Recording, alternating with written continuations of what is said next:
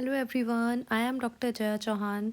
तो देखिए, आज की क्लास में हम पीवाईक्यूज थोड़े डिस्कस करेंगे। तो मैंने आपका ऑलमोस्ट जो है स्वस्थ पेपर 2 का सिलेबस ऑलमोस्ट कंप्लीट करा दिया है। तो देखिए, हम जुलाई 2022 का पेपर देखने वाले हैं। तो देखिए 100 मार्क्स का आएगा, जिसमें से देखिए 20 मार्क्स के आपके एमसीक्यू आएंगे। ठीक है, एमसीक्यू भी हो सकते हैं वो, और वन वर्ड भी होने लगे हैं, क्योंकि भी कुछ टाइम से एमसीक्यू हटा के वन वर्ड आने लग गए हैं। ठीक है, तो ये देखिए 20 ये हो गए। आप आते देखिए 2 मार्क्स के। तो 2 मार्क्स में देखिए एल्मा आटा डिक्लेरेशन आया, जो मैंने आपको बताया था इंपॉर्टेंट है। ठीक है, मैंने आपको पढ़ा दिया, आप अच्छे से लिख सकते हैं। कृत्रिम प्रकाश, ये मैंने आपको अभी लास्ट टू लास्ट क्लास में पढ़ाया है। आर्टिफिशियल लाइटनिंग, ठीक है, कृत्रिम प्रकाश क्या होता है? Artificial lightning. आप ये नहीं कि इस क्वेश्चन को छोड़ दें। ठीक है, हाउसिंग स्टैंडर्ड, ये भी मैं आपको पढ़ा चुकी हूँ, ये भी आप कर सकते हैं।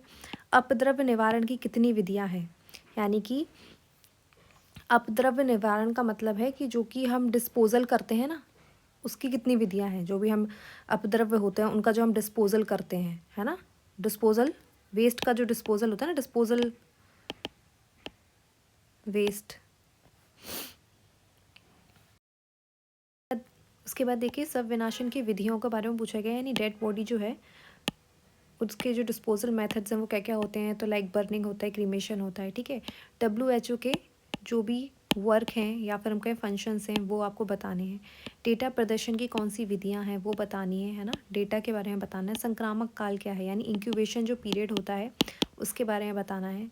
NRHM का ग्रामीण क्षेत्र में क्या योगदान है, उस पर प्रकाश डालना है, यानी NRHM का रूरल एरिया में क्या इंपॉर्टेंस है वो आपको बताना है। ये मैं आपको NRHM पढ़ा चुकी हूँ। ग्लोबल वार्मिंग भी मैंने अभी लास्ट क्लास में ही पढ़ाया है, तो ये भी आप अच्छे से लिख सकते हैं।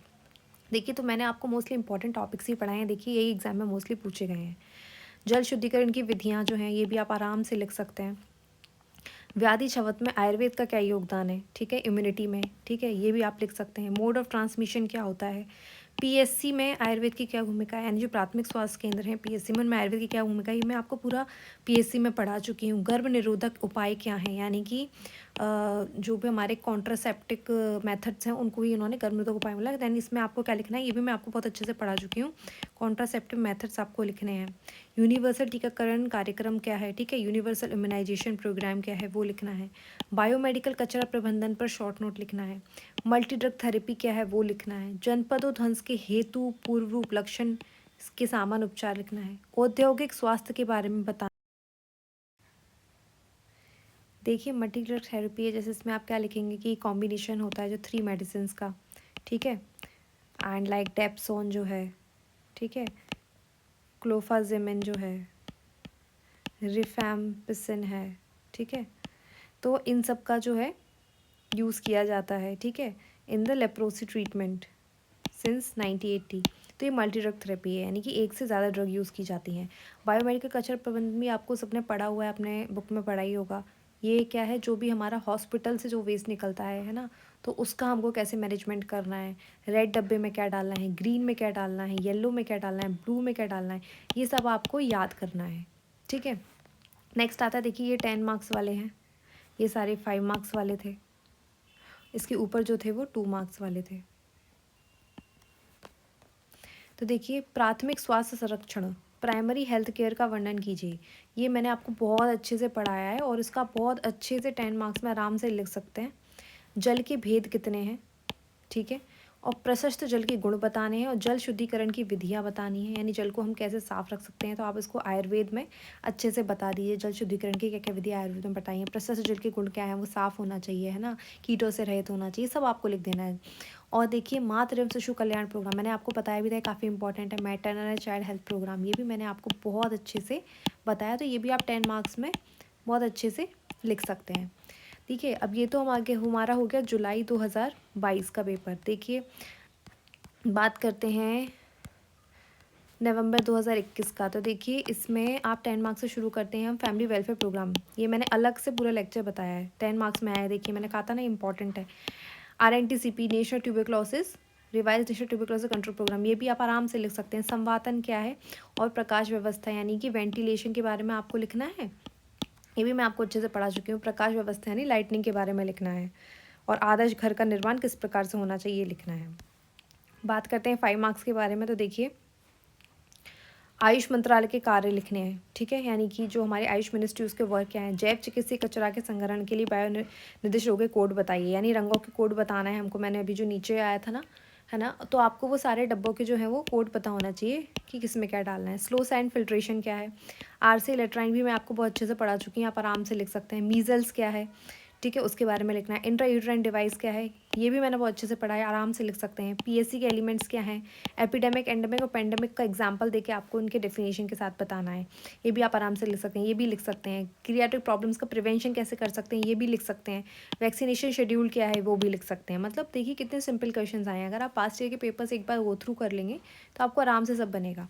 देखिए, आल्मा अटा डिक्लेरेशन जो है ये रिपीट हुआ है, इससे पहले वाले में भी आया था। कुप्रसंगज रोगों में कौन सी व्याधियाँ आती हैं, ठीक है, ये लिखना है। बीएमआई क्या होता है।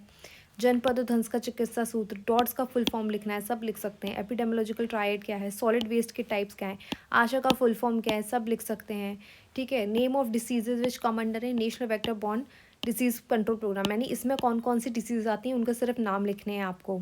और वागवट के अनुसार भौमजल के प्रकार लिखने हैं, ठीक है, 8 होते हैं, उन सबके नाम लिख देने हैं, ठीक है। तो ये सारे हमारे ये हो गए 2 मार्क्स के, ये हो गए 5 मार्क्स के, ये हो गए 10 मार्क्स के, ठीक है। एक और देख लेते हैं फटाफट से, ऊपर वाले देखिए ये सब एमसीक्यूज़ हैं।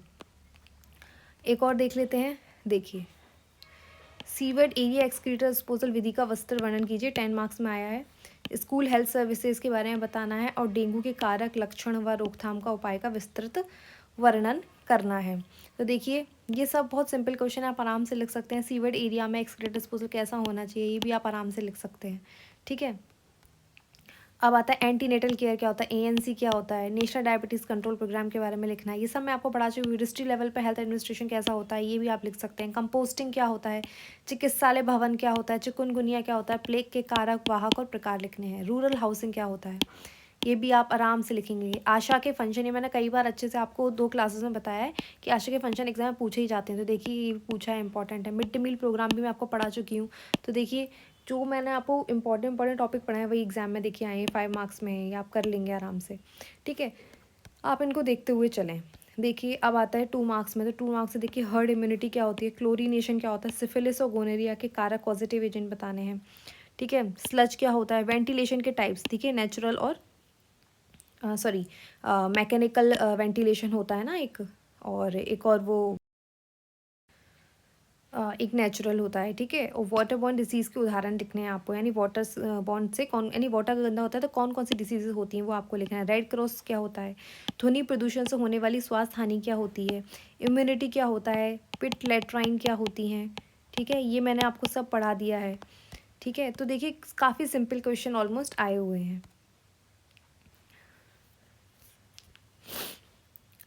ये देखिए 1 मार्क्स में भी काफ़ी सिंपल में आए हैं। बहुत बड़े क्षेत्र में होने वाले संक्रमण रोग को क्या कहते हैं, एड्स का संक्रमण डायरेक्ट होता है या इनडायरेक्ट होता है, कॉलेरा का पॉजिटिव एजेंट क्या है, इंसिनरेशन मेथड क्या होता है, ठीक है। बोरहोल और पिट लैट्रिन सीवेड एरिया या अनसीवेड एरिया किस प्रकार के में एरिया के लैट्रिन में आता है, ये मैं आपको पढ़ा चुकी लास्ट क्लास में, तो आपको याद होगा अगर आपने क्लास देखी होगी। तो बोरहोल पिट लैट्राइन अनसीवेड एरिया में आते हैं। बुबेनिक प्लेन किस ऑर्थोपोड से होता है, सर्वाइकल कैंसर के रोगी को आईयूसीडी लगा सकते हैं या नहीं, नहीं लगा सकते, बहुत इंपॉर्टेंट है। मैंने जब आपको आईयूसीडी पढ़ाया था तो बताया था कि किन किन चीज़ों में आईयूसीडी जो है वो कॉन्ट्राइंडिकेटेड है, तो उसमें सर्वाइकल कैंसर भी था, ठीक है। हार्मोनल आईयूसीडी किस जनरेशन की भी है, ये मैंने सब आपको पढ़ाया था जब आईयूसीडी पढ़ाई थी। पुरुषों के लिए कौन सा टर्मिनल मेथड होता है, देखिए काफ़ी सिंपल क्वेश्चन आया है। अगर आप अपना सिलेबस एक बार अच्छे से गो थ्रू करते हैं आप आराम से 1 मार्क 2 मार्क 5 10 मार्क सारे क्वेश्चन बना लेंगे। गोभी कैंपेन किस एजेंसी के द्वारा प्रमोट किया जाता है, एक्रीडेट सोशल हेल्थ एक्टिविस्ट, देखिए आशा कितना इंपॉर्टेंट है, देखिए इसका यहाँ पे फुल फॉर्म दिया है। एक्रीडेट सोशल हेल्थ एक्टिविस्ट को किस नाम से जाना जाता है, आशा। सेलर इम्यूनिटी के बारे में पूछा है। नेचुरल डिसइंफेक्शन एजेंट का उदाहरण क्या है, कुएं को डिसइंफेक्शन है तो जो डबल पॉट मेथड है वो उसमें किस केमिकल का प्रयोग किया जाता है वो बताना है। स्लो साइड फिल्ट्रेशन में सुपरनेटेड वाटर की गहराई क्या है, आयुर्वेदिक जल शोधन के उपकरण में किस बीज का प्रयोग किया जाता है, ये मैंने आपको बोला था कि इंपॉर्टेंट याद रखना, देखिए वही क्वेश्चन आ गया है। WHO को साउथ ईस्ट एशिया का हेडक्वार्टर कहाँ है, तो देखिए ऑलमोस्ट बहुत ही सिंपल क्वेश्चन है अगर आप अच्छे से देख लें तो, ठीक है। एक और देख लेते हैं थोड़ा सा ऊपर जाके, ये देखिए कॉन्ट्रासेप्टिव मेथड्स 10 मार्क्स में आया है। वाटर के जो प्यूरिफिकेशन मेथड्स हैं वो भी आया है 10 मार्क्स में। नेशनल मलेरिया कंट्रोल प्रोग्राम आया है 10 मार्क्स में। अब आते हैं 5 मार्क्स में, तो देखिए वेंटिलेशन बहुत इंपॉर्टेंट है। Elements of primary health care देखिए रिपीट हुआ है। क्वारंटीन एंड WHO रिपीट हुआ है। देखिए prevention and types, composting, control of iodine deficiency disorder, housing standard, ये भी रिपीट हुआ है। Methods of excreta disposal and sewage areas, ये तो 2 से 3 बार रिपीट हुआ है, तो आपको ये करना ही करना है। ठीक है, एक्सक्रीटर डिस्पोजल के क्या क्या मेथड्स हैं। ठीक है, ये मैंने आपको पूरा अच्छे से पढ़ाया है। अब आता है ये प्रसंगात करके श्लोक दे दीजिए और इसके बारे में लिखना है। ठीक है, तो ये हो गया। अब आर्टिफिशियल लाइटनिंग के टाइप्स पूछे हैं, व्याधि क्षमत्व पूछा है, इम्यूनिटी तो ऑलमोस्ट पूछा है।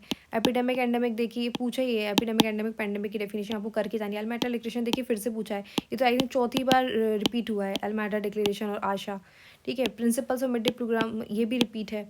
Objective school health services, body mass index, mountain air, modes of transmission repeat, demography repeat, ये 2 मार्क्स में थे। ये कब का है, ये है February 2019 का। ठीक है, तो देखिए ऑलमोस्ट क्वेश्चन जो है, देखिए अब MCQ में देख लेते हैं। तो रोगों के चिकित्सार्थ कौन सा रसायन प्रयोग करते हैं।